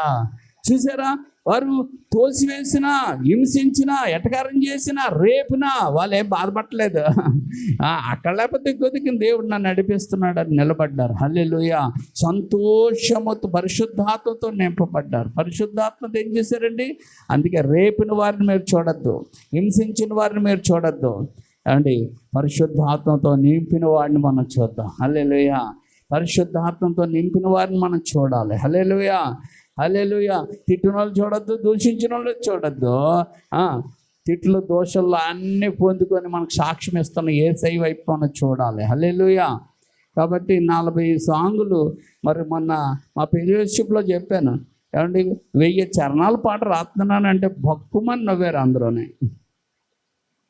అమ్మా ఏంటమ్మా, 1000 చరణాల పాట రాస్తున్నానంటే అందరూ ఏం చేశారు తెలుసా? గొల్లుమని నవ్వారు. ఏంటి, వీడు మొఖానికి ఈ చరణాల పాట రాహేస్తాడా, చెప్పుకుంటే సాధు, చేసి చూపించాలన్నట్టు నవ్వారు అన్నమాట. అది నా వల్ల అవుతుంది అయితే, అందుకని నేను దాన్ని పెద్ద పట్టించుకోలేదు. దేవుని స్తోత్రం. హల్లెలూయా. మనల్ని గురించి నవ్వుతారు కొంతమంది, మనల్ని గురించి ఎటకారం చేస్తారు. అప్పుడు అవును నేను అంతటోడిలే, నాది కాదులే, ఆయన కదా జరిగించేవాడు ఆయన. ఇప్పుడు మన పాటలు రాసేసాం, కానీ ఒకటి సీడీ చేయడానికి ఒక పాట 1,00,000 ఇంచుమించుగా ఎలాగ తక్కువ అనుకున్నా. చిన్న వాళ్ళతో చేయిస్తే 10,000 అవుతుంది, పెద్ద వాళ్ళతో చేస్తే ₹1,00,000 అవుతుంది. ఎక్కడ చేస్తే ఒక పాట ₹1,00,000 మన వల్ల అవుతుందా? కానీ ప్రార్థన చేసి ఊరుకున్నాం, దేవుడు సహాయం చేశాడు. ఇదో దేవుడి చిత్తమైతే ఇదో మరి పీటర్ పాట కూడా చేయాలని ఆశపడుతున్నాం. అంటే ఈ పాటలు మన దగ్గరే ఉండిపోకూడదు. ఏమవ్వాలమ్మా? వెళ్ళాలి. ఎంతోమంది ఆదరణ లేని వాళ్ళు, దుఃఖంతో ఉన్నవారు, ఏంటి మా బ్రతుకు, మాకు ఏ దారి కనబట్టలేదు అని ఏడ్చేవాళ్ళు 3 మంది ఉన్నారు. ఆ ఏడుపు లేదో మనం ఏడ్చినప్పుడు ప్రభు మనకేం ఇచ్చాడు? ఆయన మాట ద్వారా ఆదరణ, ఆయన మాట ద్వారా మనకు ధైర్యపరిచాడు. దేవుని స్తోత్రం. బలమునిచ్చాడు. మరి ఆ పాటలు అనేకుల దగ్గరికి వెళ్ళినప్పుడు ఆ పాటల ద్వారా దేవుడు వాళ్ళతో మాట్లాడతాడు. హల్లెలూయా. హల్లెలూయా.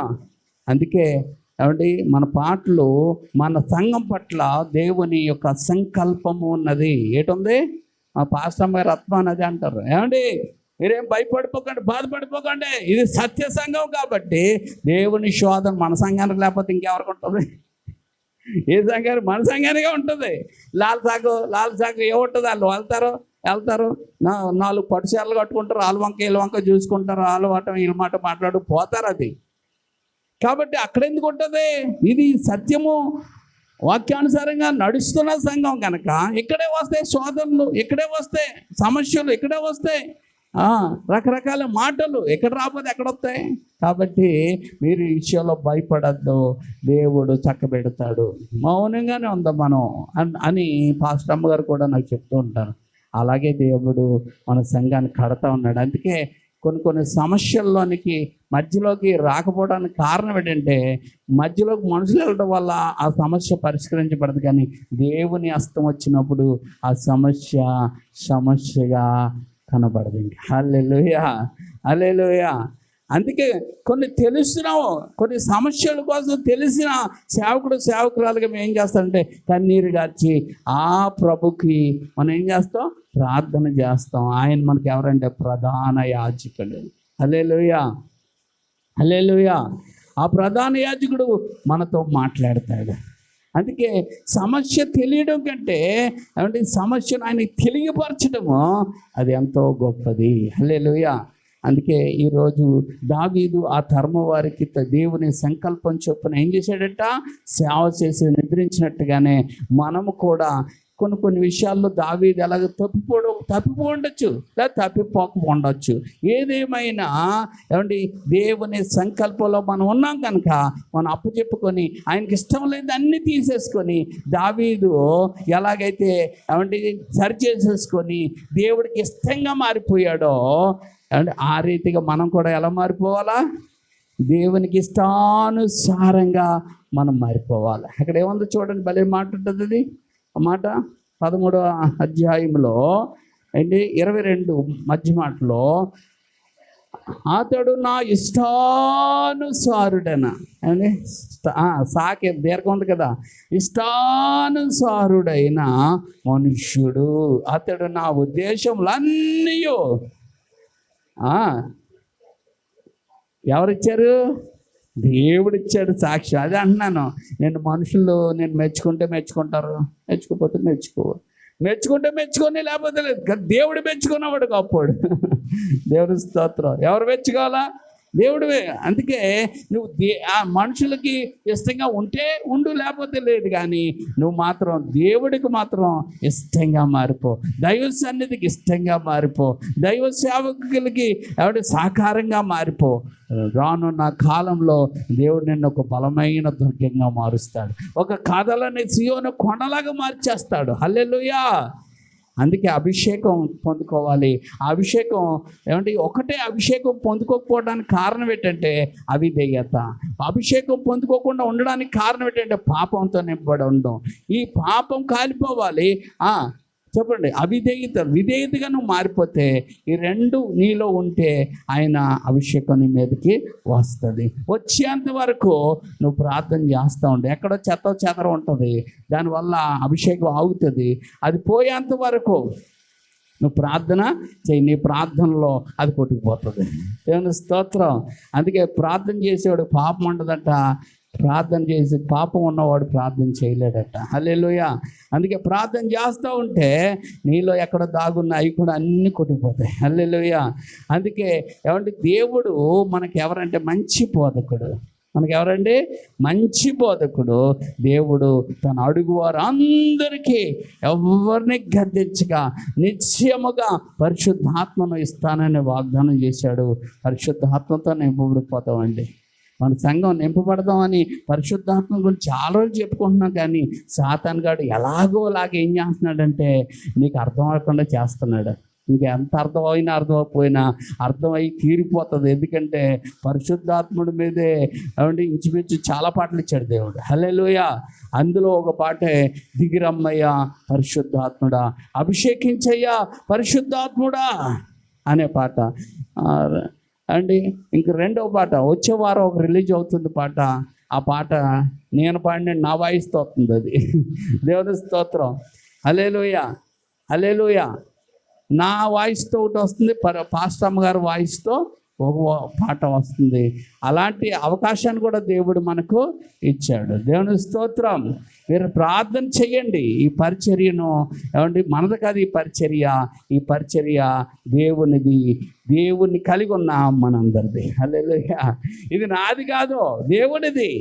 దేవుని కలిగి ఉన్న మనందరిది ఇది పరిచర్య. ఇది మన పరిచర్య. హల్లెలూయా. ఇది మనకు దేవుడు అనుగ్రహించిన పరిచర్య. సేవ చేసి ప్రభు దగ్గర మనం వెళ్ళిపోదాం. దేవుని స్తోత్రం. అటు కృప నీకు నాకు మనందరికీ. అందుకే సాతాను కూడా అనేక సార్లు రేపుతున్నాడు, తొలగించాలా, గెంటి వేయాలని చూస్తున్నాడు. అసలు వాడికి అవకాశం ఇవ్వద్దు. పట్టించుకుంటే గొడవ, కానీ పట్టించుకోకపోతే ఏముంటుంది? దేవుని స్తోత్రం. కాబట్టి దేవుని గురించిన విషయాలు పట్టించుకుందాం, మనుషుల గురించిన విషయాలు వదిలేద్దాం. దేవుని స్తోత్రం. హల్లెలూయా. అందుకే నేను ఏ విషయం పట్టించుకుంటున్నా, దేవుని గురించిన విషయాల్లో ఉంటున్నాను. అందుకే సైతాన్ కూడా ఓడిపోతున్నాడు. హల్లెలూయా. అందుకే నేర్పబడిన నాకు వేచి ఉంటా, ఏమని? మౌనంగా ఉండుట సెలవాయను. హల్లెలూయా. అందుకే మౌనంగా ఉంటే మన పక్షాన్ని ఏం చేస్తాడు దేవుడు? గొప్ప కార్యాలు చేస్తాడు. అందుకే దావీదు తన తరమ వారికి దేవుని సంకల్పములో ఏం చేశాడు? సేవ చేసి నిద్రించాడు. ఏం చేశాడు? నీవు నేను మనం కూడా దేవుని సంకల్పంలో మన తరము వారికి మనం ఏం చేద్దాం? సేవ చేద్దాం. ఏం చేద్దాం? సేవ చేద్దాం. దేవుడు అద్భుతాలు చేస్తాడు. మన దేవుడు చేయలేనటువంటి కార్యం ఏమైనా ఉందా? స్వస్థత కార్యాలు, మహత్ కార్యాలు, అద్భుత కార్యాలు, అంటే ఆశ్చర్య కార్యాలు ఆయన చేసి తీరతాడంతే. హల్లెలూయా. హల్లెలూయా. అందుకే ఏడ్చినందు ఉన్నవారు ఏం చేయగలదండి? భయపడవలసిన పని లేదు. హల్లెలూయా. హల్లెలూయా. 500 స్తుతులు అయిపోయినాయి. 500 స్తుతులు అయిపోయినాయి. నేను రాయలేక ఏమండి తిమోతి రాస్తున్నట్టుగా, తిమోతి రాసేవాడు పౌలు చెప్తుంటే మా అన్నీ రాస్తుంది అనమాట స్తుతులు. ఎక్కడ నేను రాయగలని. దేవుని స్తోత్రం. సరే, మంచిది. ఈ 4వ మాటగా అండి 4 మాటలు చెప్పుకుందాం. యెషయా గ్రంథం 49:10. అర్థమవుతున్నాయి ఈ మాటలు? అర్థమయ్యా మీకు? అర్థమయ్యమ్మా? మంచిది. దేవుని స్తోత్రం. హల్లెలూయా.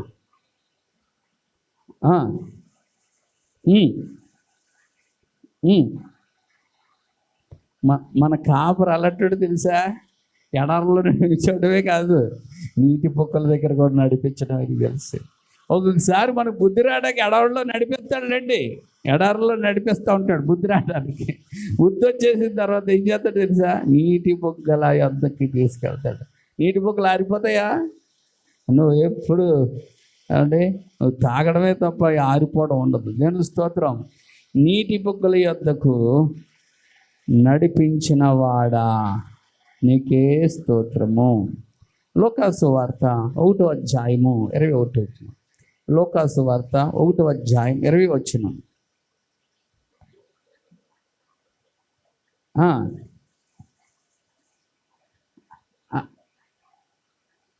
నేను అదే అంటున్నాను. నువ్వు లాల్ మాటలు, ఏళ్ళ మాటలు అందరి మాటలు నమ్ముతున్నావు. అది అన్నారో లేదో తెలీదు, చెప్పగానే నమ్మేస్తావు. మీకోసం ఎలాగన్నారంటే అవునా, వీళ్ళకోసం అవునా అంటావు. అంటే చెప్పగానే నమ్ముతావు, కానీ ఎవరి మాట నమ్మట్లేదు. ఏమండి, జకరియా ఎవరు అనుకుంటున్నారు? యాజకుడే నమ్మట్లేదట. ఎలాగుంటుంది? దేవుడి కోపం రాదా? మామూలు నమ్మకపోతేనే అని కోపడతాడు.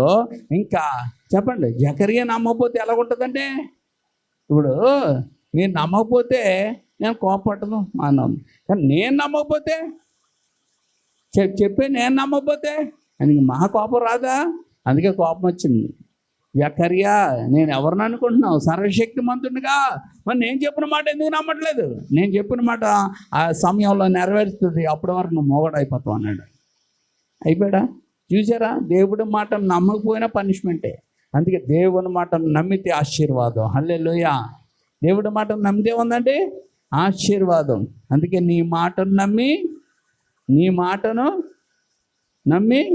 నేను నమ్ముకోను. అదే నీ మాటను విని నీ మాటను విని నిన్ను నమ్ముకొని కడదాకా నేను, అది కావాలి. ఈరోజు ఆయన మాటను ముందు వినాలా, ఆయన నమ్ముకోవాలా, అద్భుతం జరుగుతుంది. దేవుని స్తోత్రం. ఈయన ఆయన మాట విన్నాడు, నమ్మలేనందుకు ఏమయ్యాడు? మోగోడయ్యాడు. ఏమండి, నమ్ముకొని ఏమవ్వాలా? మోగోడు మాటలు రావాలా. ఈయనేమో మాటలు వచ్చినాడు, మోగోడయ్యాడు. అంటే ఏమైంది? రాజుకైనా దాసుడికైనా ఒకటే శిక్ష. రాజు ఏమంటే యాజకుడు నమ్మాలా నమ్మద్దా? నమ్మలేనందుకు ఏమైంది? ఈరోజు దేవుడి బిడ్డలు మనం నమ్మాలా నమ్మకూడదా? మరి నమ్మట్లేదు నువ్వు. నమ్మబోతే ఎక్కడవుతుంది కార్యం? అందుకే అన్నాడు, నా మాట నెరవేర్చే కాలంలో నెరవేర్చబడుతుంది జకర్యా, కానీ నువ్వు అప్పటి వరకు ఏమవుతావు? మోగోడు అయ్యి ఉంటావు. మాట రాదు. మాట రాపడం అంటే మోగోడు అనమాట, సైకి చేస్తాడు. అందుకే నీ మాటలను వాటి కాలమందు నెరవేర్చువాడా, నీకే స్తోత్రం. 1 సమూయేలు గ్రంథం 2:2. 1 సమూయేలు గ్రంథం 2:2 అక్కడ ఏముంటుందంటే,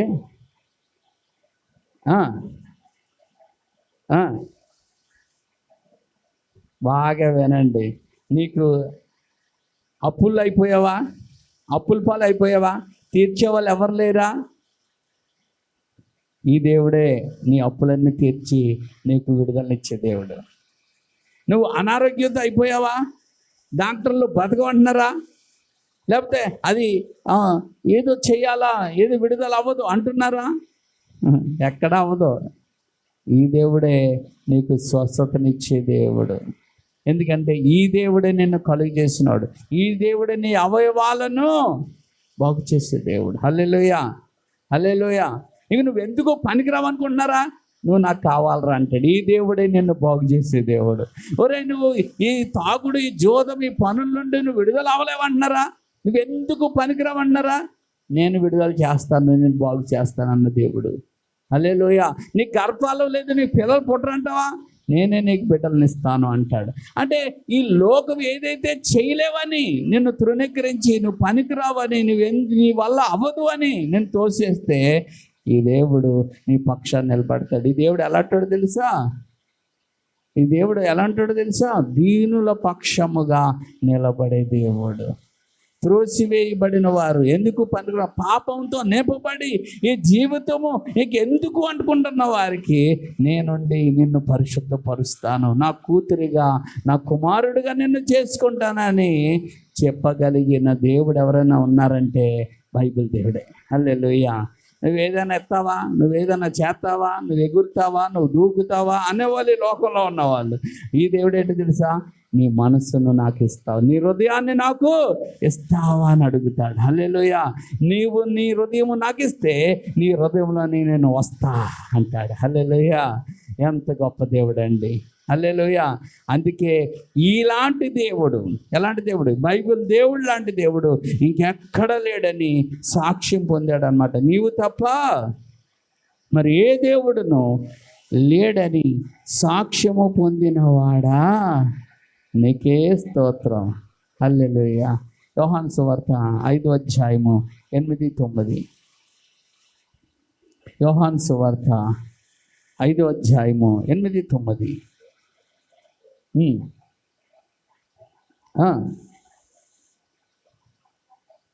ఆమేన్. ఆడికి కాళ్ళు లేవు, పడుకొని ఉన్నాడు. యేసుప్రభు అన్నాడు, నీ పరుపు ఎత్తుకొని నడరా అన్నాడు. నడిచేసాడు. అలా అందరూ వచ్చారు. నిన్ను ఎవడు నడమన్నాడు? ఎవడి స్వస్థత పొందుకున్నవాడికి ఏం చెప్పాలా? బాగానే బాగుపడ్డారు బాబు, నేను బాగుపడుచున్నాను, ఎంత గొప్పవాడు అనాలా. వాళ్ళు వచ్చి, ఎవరాళ్ళు? పరిశీలి శాస్త్రులు. ఆడిని ఏం చేస్తున్నారు? ఆడు స్వస్థత పొందుకోవటం మీద అపరాధం అన్నాడు చెప్తున్నారు. నేను స్వస్థపరిచుండి ఎవడో ఏంటి అని అడుగుతున్నారు. యేసుప్రభు వారు మహిమపరచబడ్డం అప్పుడు అవ్వకూడదు కనుక ఆయన తప్పించుకొని వెళ్ళిపోయారు. అయితే ఈడు ఒకసారి యేసుప్రభు గారు ఎక్కడ కనిపించాడు? అది చదువుకొని ఇంటికి వెళ్ళాక ఎక్కడ కనిపించాడు? దేవాలయములో కనిపించాడు. దేవుని స్తోత్రం. ఎస్, నీకు అద్భుతం, ఆశ్చర్య కార్యాలు జరిగినప్పుడు, నువ్వు దేవుడు కార్యాలను చూచినప్పుడు నువ్వు ఎక్కడ కనిపించాలా? దేవాలయంలోనే ఉండాలి. కొంతమంది ఎక్కడ కనబడతారు? రోడ్ల మీద తిరుగుతూ ఉంటారు, పని పాట లేకుండా. జాగ్రత్త, మళ్ళీ వాళ్ళు ముంచుకొని వస్తుంది. ఏంటి సమస్య? ఏమండి, మళ్ళీ ముంచుకొని వస్తుంది సమస్య. ఎందుకంటే దేవుడు ఏం చేస్తాడు?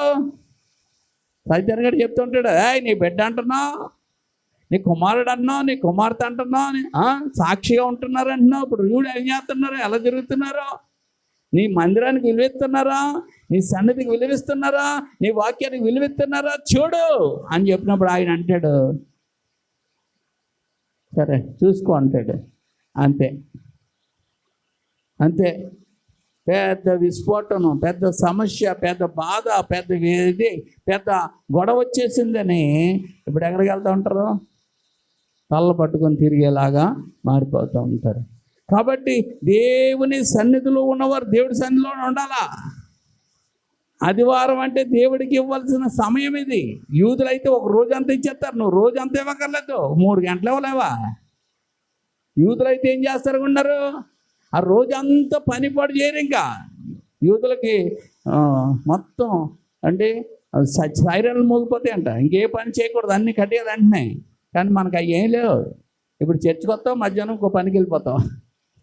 ఇప్పుడు చర్చికి వస్తావు, లేకపోతే ఇంట్లోకి వెళ్ళి ఏయో వంటలు వార్పులు అయ్యో చేసుకుంటావు. వంట కూడా చేయకూడదు, అది నేను చెప్తుంటా. పని అంటే బట్టలు ఉతకడం. ఏమండి చర్చికి వెళ్ళి వచ్చినాడు, బట్టలు ఉతికానండి, చర్చికి వెళ్తున్నాను, బట్టలు ఉతుకుని వెళ్తున్నానండి, ఇలాంటి ఎన్నో చెప్తుంటాం. కానీ వాళ్ళైతే అలా కాదు, ఏది చేయకూడదు. నీ ఆ పనుల చేత కూడా నువ్వు పనులు చేయించకూడదు. ఇన్ని రకాలు ఉన్నాయి, అన్ని పాటిస్తున్నారు వాళ్ళు. కానీ మనము అన్యాయంలోంచి వచ్చాం కాబట్టి దేవుడు మనకి ఎక్స్క్యూజ్ ఇచ్చి, మీరు ఆరాధన చూసుకొని వెళ్ళండి. ఆదివారం ఆరాధన అంటే ఆరాధన కూడా దుబ్బేసే, అంటే దొంగిలించే, ఆ సమయాన్ని కూడా దొంగిలించే ప్రబుద్ధులు ఉన్నారా? మరి దేవుడికి ఎలాగ ఇష్టంగా మారిపోతాం. అందుకే దేవుడి కూటం అన్నా, దేవుడి ప్రార్థన అన్నా, దేవుడి మందిరం అన్నా, దేవుడి పని అన్నా ఏదైనా మీరు ముందుండేలా చూసుకోండి. ఇక్కడి నుంచి దేవుని స్తోత్రం. పోగొట్టుకోకుండా చూడకండి. ఒకవేళ సమయం మనకి ఏయో రకరకాల పనులు వచ్చాయనుకో, ఆయన బాధ ఉండండి. వెళ్ళకపోయినా అయ్యో ఎల్లుంటే బాగున్నాయి, వెళ్ళకపోయినా ఇలాగ అనుకునేలాగా ఉండండి. అంతేగాని ఎప్పుడు కూడా మీరు సంతోషంగా ఎప్పుడు ఉంటారంటే దేవుడి సన్నిధులు గడుపుతున్నారు. భలే సమయం దొరికింది నాకు, దేవుడి సమయం నాకు అనుగ్రహించడానికి దేవుడిని స్తోత్రాలు చేస్తూ గడపండి. హల్లెలూయా. అంతేగాని సమయం ఉన్నప్పుడు వస్తారు కొంతమంది, ఇంటి ఎదుర్కొంటారు, రావడం ఉన్నప్పుడు అందరూ వచ్చేయగలరు. కానీ ఇంటికి 1 కిలోమీటర్ దూరం వెళ్ళినప్పుడు రావగలుగుతున్నావా? అప్పుడు నీ గొప్ప ఏంటో తెలుస్తుంది. హల్లెలూయా. ఇంటి ముందు ఉంటే ఒక అడుగు వేసుకొని వచ్చేయడం పెద్ద ఏం కష్టమో కాదు. కానీ ఇంటికి 1 కిలోమీటర్ దూరంలో ఉన్నప్పుడు మందిరానికి రాగలుగుతున్నావా? ఒక సాక్షి ఆశ్చర్యపోయాను. ప్రతి వారం వైజాగ్ నుంచి కల్వర్ టెంపుల్కి వెళ్ళిపోతాడట. ప్రతి వారం హైదరాబాద్. ఎంత ఆసక్తి చూడండి, ఎంత ప్రయాణం. అక్కడ వాళ్ళు వెళ్ళేది ఎంత అనుకుంటారు? అక్కడ 1.5 గంట. ఈ 1.5 గంట ఆరాధన కోసం ఎక్కడి నుంచి వెళ్ళిపోతాడు? వైజాగ్ నుంచి వెళ్ళిపోతాడు. బాబోయ్, నాకు చూసి ఎంత గొప్ప భక్తిరా బాబు అనుకున్నాను.